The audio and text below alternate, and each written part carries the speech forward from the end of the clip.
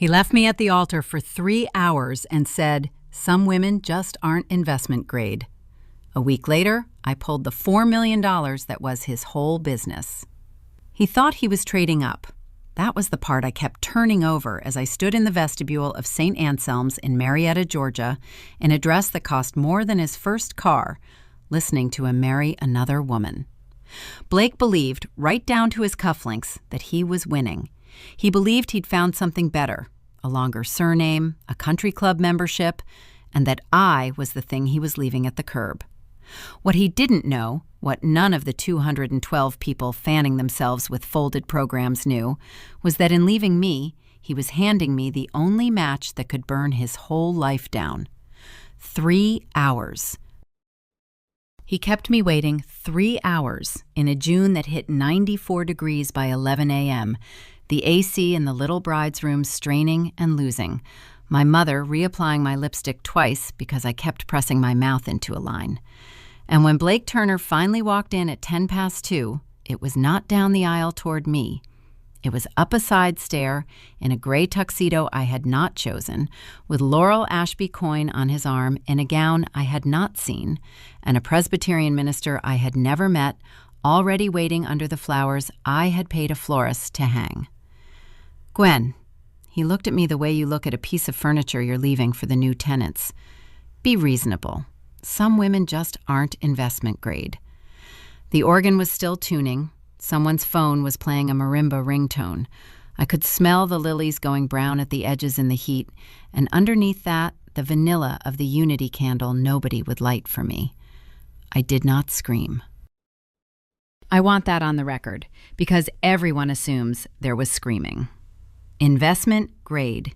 He actually said that, in a church, in front of his mother, and he smiled when he said it.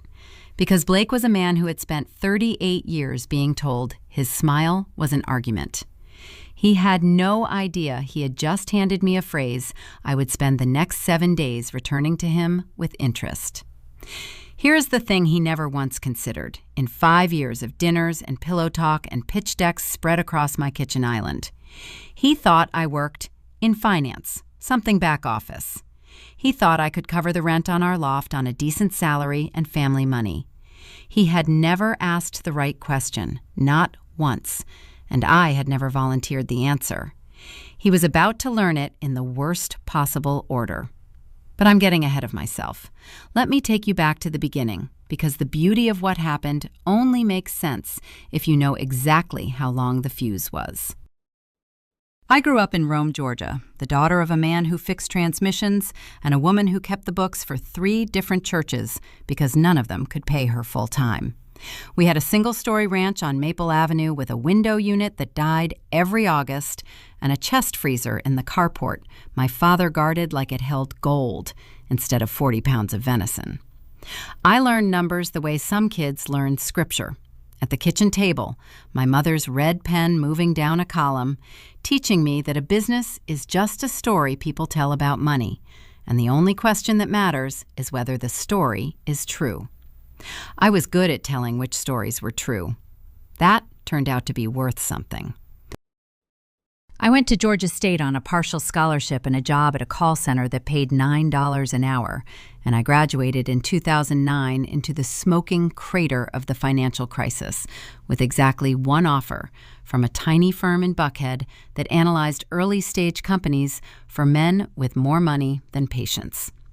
I made $34,000 that first year and lived on ramen and store-brand coffee and a rage to understand things nobody could quite explain to me.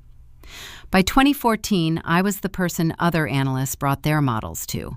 By 2017, I had co-founded my own fund with 2 partners and a name we picked because it sounded like old money we didn't have, Ashgrove Partners. By the summer, I met Blake in April of 2021. Ashgrove had $190 million under management, and I sat on the investment committee that decided which founders got a check and which got a handshake. I had learned to keep that quiet. When you are a 34-year-old woman who can end a man's dream with a phone call, you learn fast that men behave very differently depending on whether they know it. So I told people I did analysis and let them assume. It was a kind of test, and almost everyone failed it.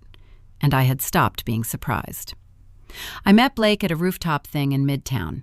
He was charming in the specific way of a man who has always been the best-looking person in a mediocre room.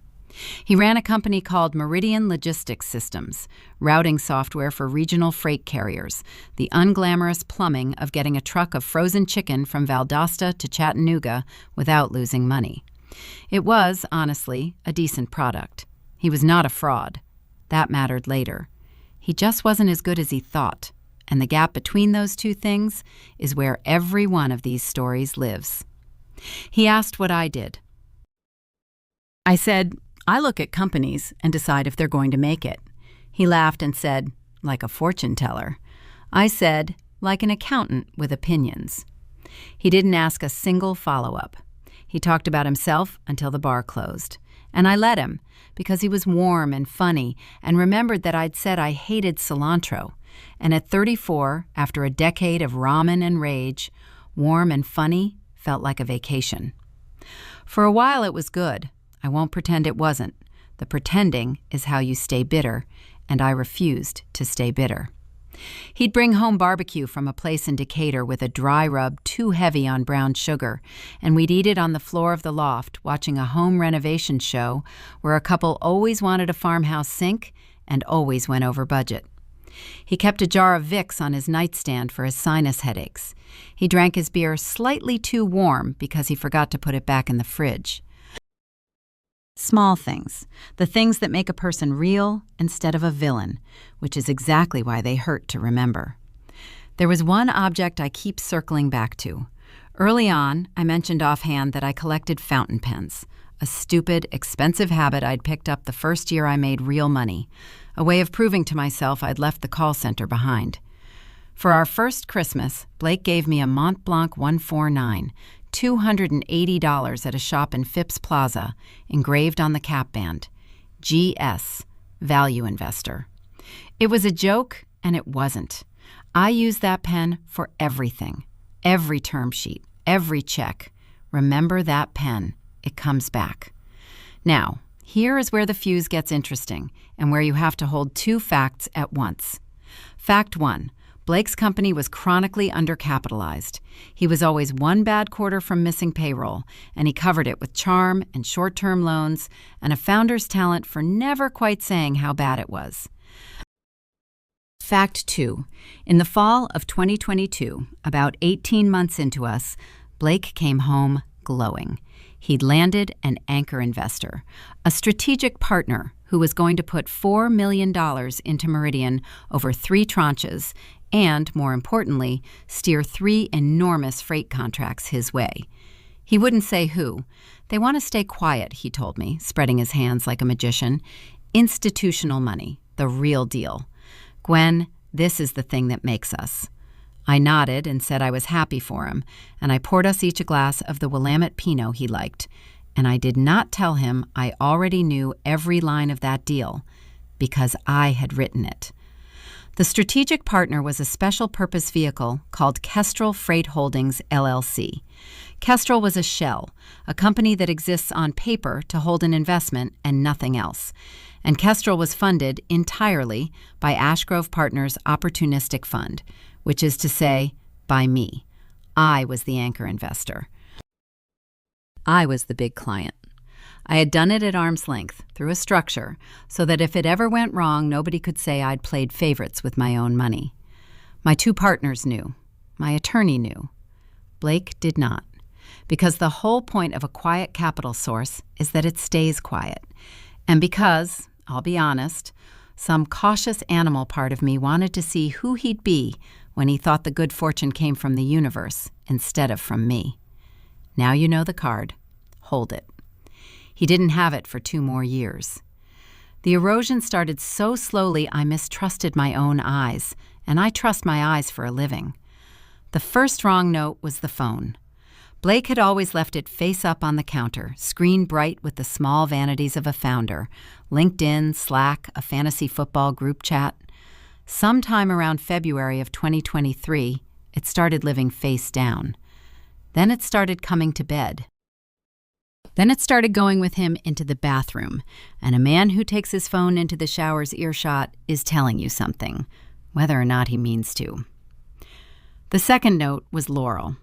Laurel Ashby Coyne was the daughter of Preston Ashby, who owned a chain of cold storage warehouses across North Georgia. Exactly the kind of customer Meridian needed, and exactly the kind of family Blake had always pressed his face against the glass to see. Blake mentioned her the way you mention a business contact, a few too many times, a few too warmly. Laurel thinks we should present at the logistics summit. Laurel's dad might do a pilot with us. I filed each one away in the quiet place inside me, where I keep the numbers that don't add up yet. The third note was the math, which is what actually broke it, because I am not a woman who leaves a man over a feeling. In April of 2023, Blake asked me to move $11,000 from our shared account to cover what he called a bridge for the company. I did it. It was our account, and I loved him. But I also, out of reflex, pulled Meridian's real numbers, the ones that flowed up through Kestrel to me. And what I saw was that Meridian had not needed a bridge that month. So where had the $11,000 gone? I found out the boring, humiliating way. A hotel charge on a statement. The Ritz-Carlton in Amelia Island. 3 nights in a month I'd been told he was at a conference in Charlotte, plus a spa charge for 2. I sat at the kitchen island with my Mont Blanc uncapped over a legal pad, and I did not write anything, and I did not cry. I capped the pen. I remember the small click of it, how loud it was in the quiet. That click, if I'm honest, was the moment. Not a decision yet, just the sound of a decision loading. I want to be fair to myself, because the temptation in these stories is to make yourself a genius from the first frame. I wasn't. For 6 more months, I hoped I was wrong. I asked, once, gently, if everything was okay with us. He looked me in the eye, Vicks on the nightstand between us, the renovation show muttering about farmhouse sinks in the other room, and said, "Baby, you're the smartest woman I've ever met, and I'd be lost without you." And I thought, that is a very specific thing to say to a woman you plan to leave. He wasn't lying exactly. He would be lost without me. He just didn't know how completely, or in which direction. In October of 2023, he proposed. A 1.8-carat cushion cut, financed over 18 months, at a restaurant in Buckhead with a string quartet he'd arranged. I said yes, and I meant it, God help me, because hope is the last thing to leave a numbers person. We, of all people, should know better and are worst at it. We set the date for June 15th, 2024. Street. Anselm's. 200 guests. I paid for a great deal of it because Blake's cash was, as ever, tied up in the company. And here's the part I'm not proud of. Even after Amelia Island, I kept the funding flowing. Kestrel wired Meridian its second tranche in November. Because I still hoped. Because pulling it would have meant admitting what I knew. Because loving someone is sometimes just the sunk cost fallacy wearing a nicer coat, and even value investors fall for it. The wedding week arrived like weather you can't outdrive. 3 days before, my closest friend and my attorney, the same person, which tells you everything about how I'd chosen to live, sat across from me at a diner in Virginia Highland with a plate of hash browns she wasn't eating. Paula Reyes had known me since Georgia State, since the call center, since the year we split a single order of chili fries to make rent. She was now general counsel for hire to half the small funds in Atlanta, and the one person alive besides my 2 partners who knew that Gwen Sinclair was Kestrel was the anchor, was the god behind Blake's curtain. "You're quiet," Paula said. "You're never quiet. Quiet is the tell." I told her about Amelia Island. I'd never said it out loud. Saying it made it a fact instead of a fear, and Paula watched it become a fact on my face and put her fork down. Gwen. She said my name the way you'd say it to talk someone off a ledge, except she knew the ledge wasn't the one people worried about. "What do you want to do?" "I want to marry him Saturday," I said, "and be wrong about all of it." "And if you're not wrong?" I looked out the window at the July hot street in June, at a man loading a mattress into a truck. Then he'll do it publicly, I said. Men like Blake don't leave quietly. They leave in a way that makes them the hero of the story. So he'll do it big. And if he does it big... I stopped. Paula waited. A real ally lets you finish arriving at the terrible place yourself. Then I want the paperwork ready, I said. All of it. Kestrel, the tranche schedule, the reversion clause, everything. Paula didn't gasp. She didn't tell me I was cold. She reached across the hash browns, squeezed my hand, and said, "It's been ready since Amelia Island, honey. I built it the night you texted me the hotel name and then said, 'Never mind.'" I have never been loved better than in that sentence. Here is what the paperwork was in plain English, because you need to understand the machine to feel the click when it fired. When Ashgrove, through Kestrel, put $4 million into Meridian, we did it as 3 tranches tied to milestones, and we wrote in a reversion clause, a standard, brutal, entirely legal provision that said if the founder engaged in conduct materially damaging to the company's reputation or breached the morals and conduct covenant, the investor could halt undisbursed tranches and call the convertible note due. Blake had signed it without reading it, the way he signed everything, because a lawyer he trusted, a lawyer Paula had quietly recommended 2 years earlier, long game that it was, told him it was standard. It was standard. That's what makes it beautiful. The trap was made entirely of ordinary lumber. Of the $4 million, Meridian had drawn $2.2. The third tranche, $1.8 million, was scheduled to disperse on June 20th, 2024, 5 days after the wedding. And Meridian's payroll, its office lease in Sandy Springs, the salaries of its 31 employees, the $200,000 a month it burned to stay alive, all of it assumed the third tranche was coming, plus the convertible note, which Kestrel could call due on 30 days' notice, and which totaled, with interest, $3.1 million that Blake did not have and could not raise, because I was his only real investor and he didn't know it. He had built his whole kingdom on my land and thought he owned it. Saturday, June 15th, 94 degrees, St. Anselm's. I've told you the front of that scene, the side stair, the gray tux, Laurel, investment grade. Let me give you what it was to stand inside it. He'd planned it. That was the part that took my breath. This was not a man overcome by passion who lost his nerve. Blake had arranged for Laurel to arrive in her gown, for a minister to be present, for the timing to land after my 200 guests were seated and sweating and committed. He'd let me get into the dress. He'd let my mother do my lipstick twice. He wanted an audience for his upgrade, because a man like Blake doesn't just want the better thing, he wants everyone to watch him choose it. He wanted Preston Ashby's cold storage empire and Laurel's country club surname, and the story he'd tell for the rest of his life about the day he traded up. Be reasonable, he'd said. Some women just aren't investment grade. Behind him, at the edge of the flowers, I saw his mother, Diane Turner, 66, in a lavender dress she'd shown me a photo of 3 weeks earlier. So proud.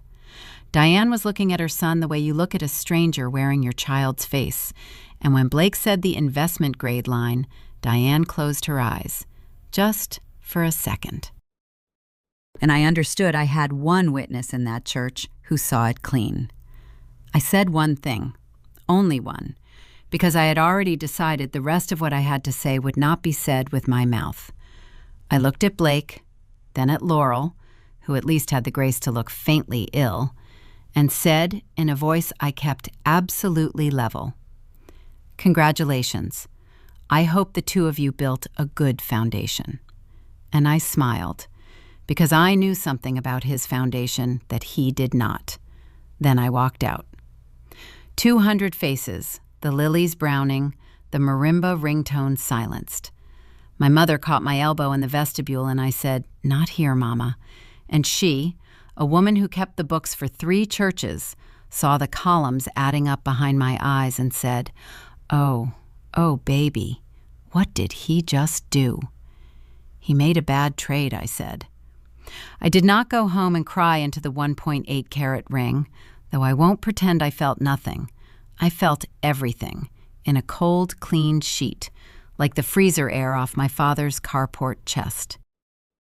I called Paula from the car in the church parking lot, engine running, AC blasting, still in the dress. "He did it," I said, "publicly. There's a wife now. Married her at my wedding, Paula. Used my flowers." There was a silence on the line. And then Paula Reyes, General Counsel, 42, who once split chili fries with me to make rent, said in a voice I'll love until I die. Then he breached the Morals and Conduct Covenant in front of 200 witnesses. Gwen, in front of witnesses. "A week," I said. "Give him a week. Let him have the honeymoon suite and the champagne and the feeling. Let him think he won." Why a week? I looked at the parking lot filling with confused guests, at the whole hot theater of it. "Because I want him to have spent a week telling everyone he traded up," I said, "before he finds out what he traded away." The quiet preparation took 6 days, and there was not one illegal or even unkind act in it, and that is the part I am proudest of. On Monday, June 17th, Paula and I met with my 2 Ashgrove partners, David Okafor and Ruth Sternberg, on the 11th floor of a building on Peachtree, and I laid out the reversion clause and the timeline and the witnesses, and I asked the only question that mattered. Not can we, but should we? David, the most careful human being I've ever met, read the Morals and Conduct Covenant twice, then read Blake's own signature on it, then took off his glasses and said, "Gwen, he didn't just give us cause, he gift-wrapped it. Halting the tranche isn't personal, it's fiduciary. If we knew a founder had done something this destabilizing and still wired $1.8 million, our own investors could sue us." Ruth, who says maybe 4 words a meeting, said the 4 that closed it: protect the fund, halt it. That's what people miss about a clean reckoning. I didn't bend a single rule. The rules, correctly applied, were already a guillotine. All I had to do was stop holding the blade up.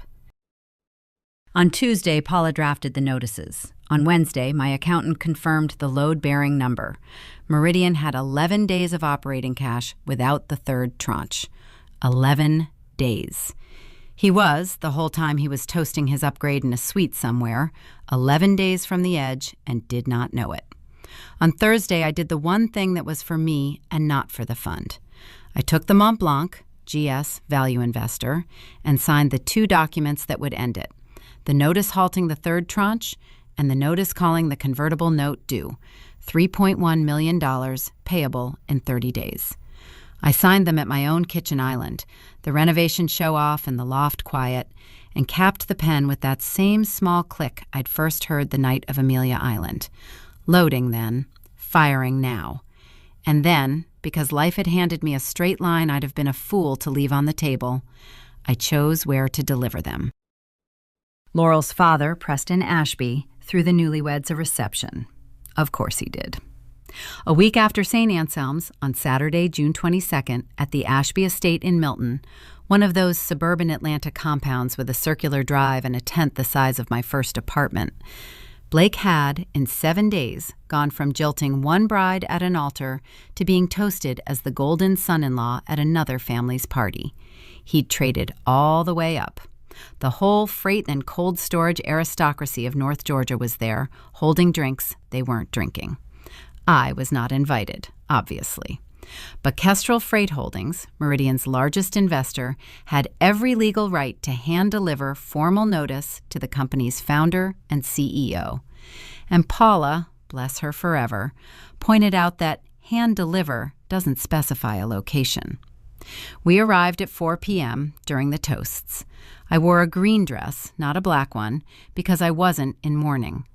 Paula carried a single manila envelope.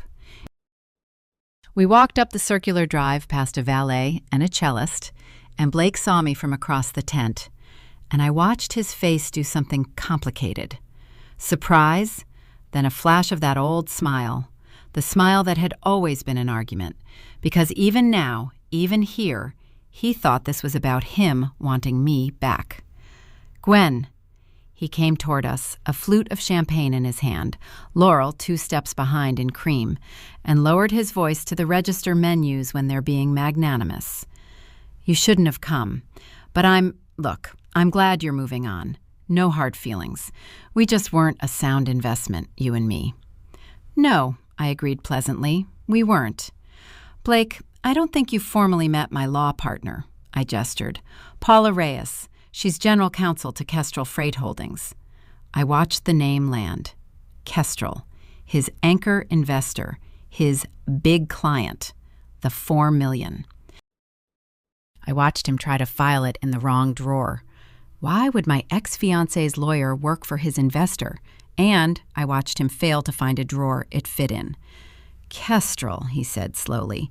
"That's my... How do you..." Paula handed him the envelope. He took it the way you take something you already know is going to bite you. Around us, a few of the North Georgia elite drifted closer. "Blake," I said, keeping my voice level and just loud enough, "you were always so curious about who was behind Kestrel. Institutional money, you used to say. The real deal, the thing that made you." I let it sit. "It was me. It was always me. I'm the venture capitalist you told everyone you'd landed. I wrote the check that built Meridian. Every tranche, every contract you thought you'd won on charm, I steered them to you, through the fund, because I loved you and I wanted you to have your kingdom." The tent had gone very quiet. The cellist had stopped. Preston Ashby had turned around. "Open it," I said. He opened it. He read the first line, and I saw the exact moment the blood left his face. The same face that had said, "Be reasonable" in a church 7 days before. The first document halted the third tranche, $1.8 million, gone as of that morning. The second called the convertible note, $3.1 million, due in 30 days, that he could not pay and, the elegant part, the part I'd built 2 years and one shell company to guarantee, could not refinance because I was his only real investor and the phantom strategic partner other lenders assumed stood behind Meridian had just revealed itself to be the woman he'd jilted at the altar. "You can't," he said, cracked. "Gwen, you can't do this. This is personal. It's fiduciary," I said. "You signed a morals and conduct covenant, Blake. You breached it in front of 200 witnesses. One of them was your mother." I watched that one go in. "My partners voted to protect the fund." I recused myself, actually. You can check the minutes. That was true, and the coldest thing in the whole affair, and I said it warmly. This isn't me being scorned. This is a company with 11 days of cash losing its only investor because its CEO turned out to be a reputational liability. That's just math. You always said I was an accountant with opinions. Laurel was staring at Blake now, and the staring had a new quality, a woman recalculating a purchase. Preston Ashby had crossed the tent, cold storage money in his shoulders, and he looked at the documents in Blake's shaking hands, then at me, and asked the only question a man like that asks. "Is this enforceable?" "Ask his lawyer," I said, "or ask mine. Meridian is insolvent within 2 weeks and cannot service $3.1 million in called debt. As of this morning, your son-in-law runs a company that's already dead. It just hasn't finished falling. And Blake, this is the truest thing I learned about him, did not turn to his new wife. He did not turn to his new father-in-law. He turned to me. The man who had married someone else to trade up, in his moment of ruin, turned to the woman he'd discarded and said in front of all of them, "Gwen, please, I'll fix it. I'll make it right. Don't do this. Please." The coward under the mask. I'd always suspected it was there. I just hadn't known it would show itself so completely, so fast, in a tent in Milton, Georgia, with a cellist frozen mid-phrase. "You had 3 hours to be reasonable," I said. "You married someone else." I capped nothing this time. There was nothing left to sign. I took the envelope's twin from Paula, his copy, stamped, for his records, and set it in his free hand on top of the flute he'd forgotten he was holding, and the flute tipped, and champagne ran down the front of his gray again suit, and nobody moved to help him. Meridian Logistics Systems filed for Chapter 7 liquidation on July 9, 2024, 17 days later. Blake's name went onto the specific kind of list that founders end up on when they torch a company through personal conduct, the kind that gets whispered in every VC office in the Southeast. Laurel Ashby Coyne filed for annulment on August 30th, 2024, 76 days into the marriage. Her father's lawyers were, I heard, extremely efficient. Preston never did that pilot program. I kept everything that was legally mine, which turned out to be everything. The loft, the fund, the pens, the 1.8-carat ring I sold for $9,200 and did not spend on myself. Because here's the generous act, and I'm not telling it to look noble, I'm telling it because it's the truest inversion of that word he used. I took that $9,200, added enough to round it to $50,000, and endowed a small thing at Georgia State, the Sinclair Fund for First-Generation Finance Students. It pays for one girl a year from a town like Rome, a girl who learned numbers at a kitchen table so she doesn't have to work $9 an hour at a call center while she learns to tell which stories about money are true. The application asks one question. Tell us about a time you saw the real value in something everyone else got wrong. I read them all myself, with the Mont Blanc. 3 weeks after the tent, my mother and Paula and David and Ruth and my father, transmissions, venison, the chest freezer, came to the loft, and I made barbecue with too much brown sugar in the rub because I'd stolen the recipe out of spite and kept it out of stubbornness. And we ate it on the floor because some habits you keep even after you can afford chairs. Paula raised a warm beer because Blake wasn't the only one who forgot to refrigerate them. And she said, "To Gwen Sinclair, the soundest investment I ever made was a plate of chili fries in 2007. And my mother, who had reapplied my lipstick twice in a hot church while a man made me wait 3 hours, lifted her glass and said the thing that inverted it forever, the thing I'll hear at my own funeral. To my daughter, investment grade."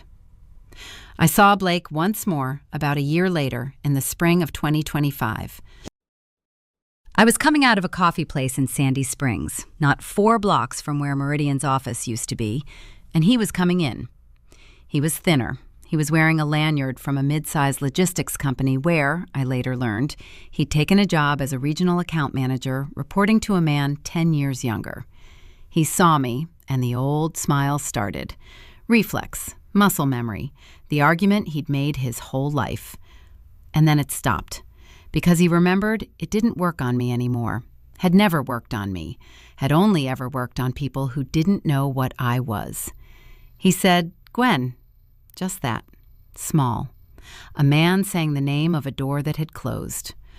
I looked at him exactly as long as it took to see that he'd become permanently smaller. Not poorer, though he was that. Smaller, in the way of a man who traded the one true thing he had for a story he liked better and kept neither. I thought about 3 hours in a hot June, about lilies going brown, about the click of a pen. And then I said, "Excuse me, you're in my way," because he was, and I stepped around him into the sun, and I did not look back. And I have not thought his name since, without a cup of coffee going pleasantly cold in my hand.